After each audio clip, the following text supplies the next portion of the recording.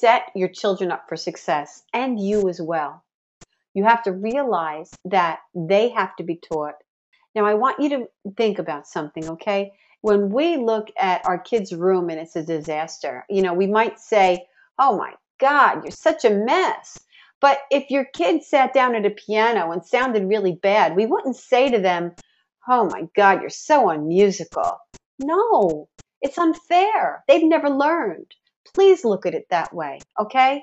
It's unfair. They've never learned. They have wonderful talents in other things that are really needed by society and us. And this thing is just something that they have to learn. And it's the same thing about you, okay? You're wonderful just like you are. Now, our number one obstacle is that we have too much stuff, all right? That really is our number one obstacle. We have got to get rid of things. Now, I have seen this carry on to children, and it's really so sad.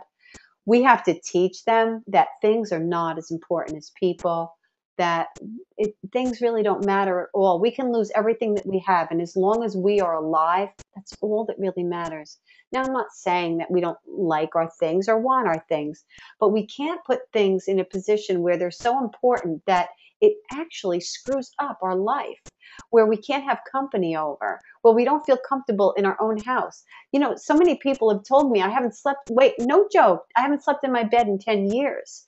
Or we haven't sat in our dining room table since the day we bought it. It was the first week it started getting cluttered. That means that something is just askew. And you have to realize that everybody, organizationally gifted people get rid of stuff on a regular basis. Now, you want to kind of feel like royalty. And that's what I try to teach people that have little children. A princess wouldn't obsess over a dress that doesn't fit her anymore. She would get rid of it in a jack second.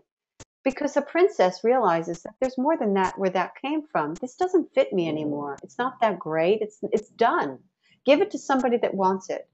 Susie Orman says that if you hold on to something, it means that you can't get anything because your fists are closed. So if you let go of your things, you're going to find that so many wonderful things come into your world. You have to know something right now, that you cannot work this system or any other system or get organized if you don't get rid of stuff. You cannot organize clutter. Now, this is how you're going to make your day run smooth. We're going to make places for things. I want you to start from your front door and just start walking around, all right? Start walking around the house and seeing those areas that have stuff, and always that stuff is there. Like maybe you have a sideboard table when you walk into your entranceway, you have a table right there and it accumulates a bunch of stuff on there. Maybe you have, a whole bunch of shoes piled up in one section.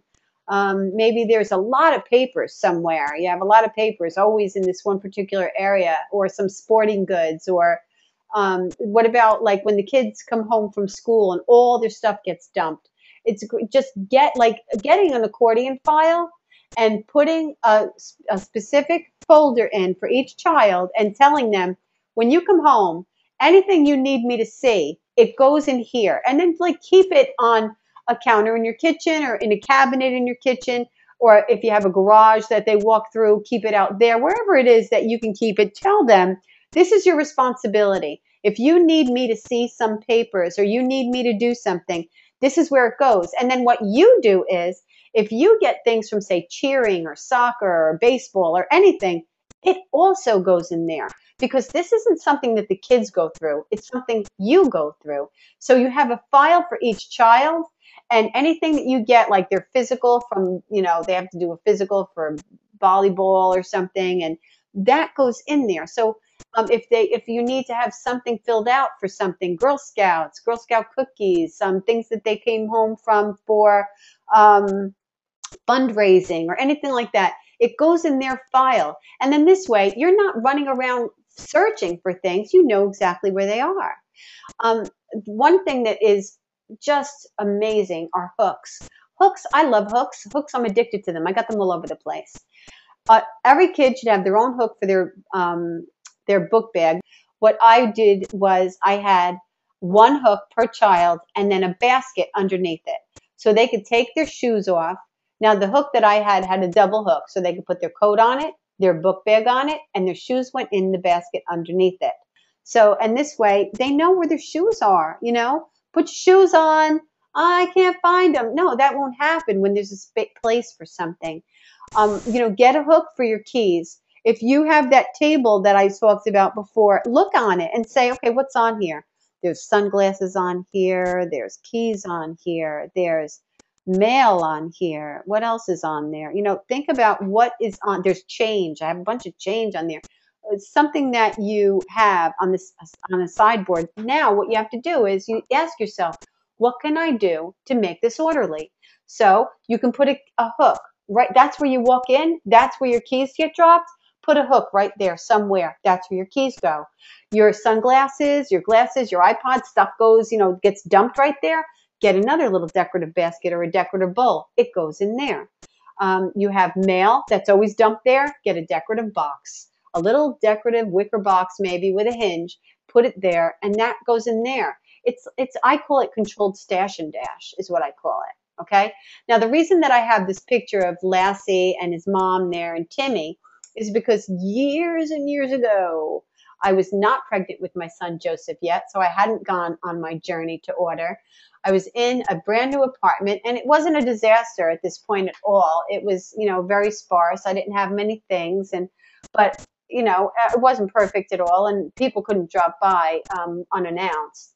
I was watching a Lassie show with my kids, and Timmy said, "Mom, where's the crayons and paper?" And she said, "Well, Timmy, it's where the crayons and paper go."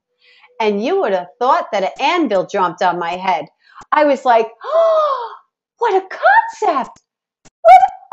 And so what I did then, you know, it was a small apartment, and I had a lot of kitchen cabinets, actually. One of the kitchen cabinets that were low enough for the kids to reach, I put on one shelf a basket with some art supplies in it and stuff. And on the second shelf, you know, a little like filing system thing and a little basket with some paper in it and things and scissors and everything that had to do with kind of like stationery kind of stuff was there. And I didn't have to like, you know, go in this junk drawer, that junk drawer, wonder where it is. Where did I leave it last? Because that's where it went when I was done.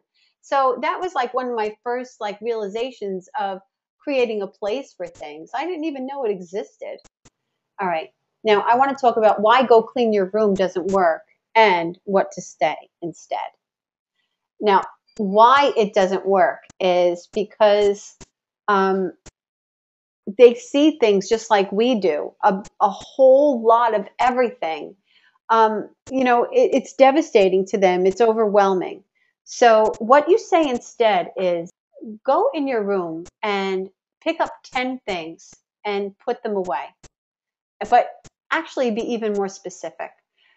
Start with your surfaces, tell them. Go on everything that's on top of your dresser and put away 10 things or 20 things.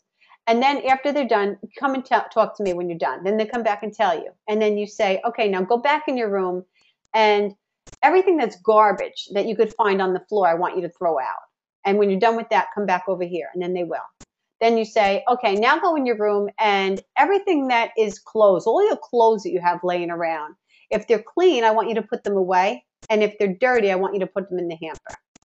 Now, as far as the clothes that are in their drawer goes, I recommend that you go through that with them.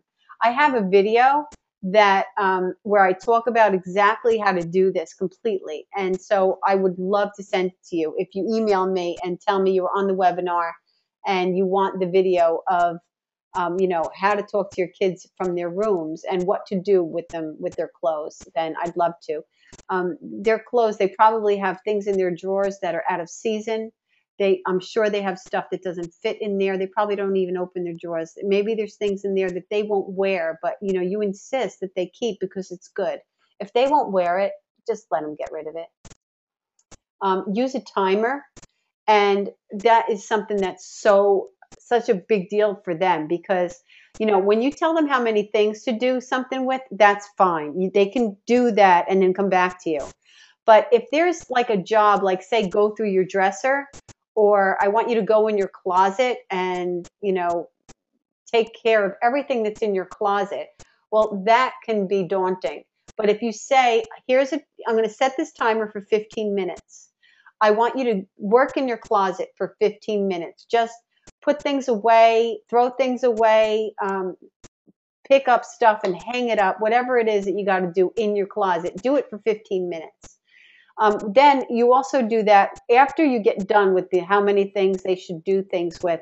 That's when a timer really comes in handy, because you really can't continue telling them to do like specific things because so many things have been done already.